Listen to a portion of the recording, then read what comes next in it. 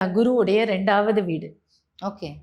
குருவனுடைய 2வது 2வது வீடு மீன ராசி, கடல் ராசி, நீர் ராசி. நான் முதல்ல சொன்ன மாதிரி அதனாலதான் மீன் வச்சுட்டாங்களா? ஆமா, ரெட்டை மீன். கரெக்ட் தான். ஓகே. ரெட்டை மீன் தான் அது. இது வந்து உங்களுக்கு தனுசுங்கிற ராசி ஃபயர். ஓகே. நல்ல ஸ்திரமான அழகான அந்த உபய ஃபயர்னு சொல்லுவோம். அந்த மாதிரி ஃபயர் உள்ள ராசி. ஸோ ஆல்ரெடி அதுக்குள்ள ஒரு எனர்ஜி இருந்துட்டு இருக்கும். ஓகே. கடல்ங்கிறது வந்து எப்படின்னா, கடல் அலையானது ஒரு லிமிட்டட் இதோட வேவரியாவும் இருக்கும். அந்த மாதிரி ஒரு இடத்துல இருக்கும். ஸோ இவரை கொஞ்சம் கூட்டி கொடுக்கறதுக்கு குருவை கொஞ்சம் பத்திரமா இன்னும் கொஞ்சம் மேலே ஏற்றணும்.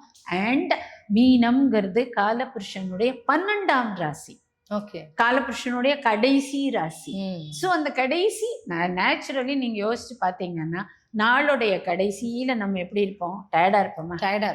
அது மாதிரி அந்த ராசி கொஞ்சம் தூங்க விடாம தட்டி விடணும்.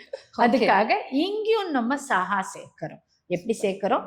அதே வந்து தனுசுக்கு சொன்ன ஓம் கிராம் கிரீம் கிரௌம் சஹ குரவே நமஹ.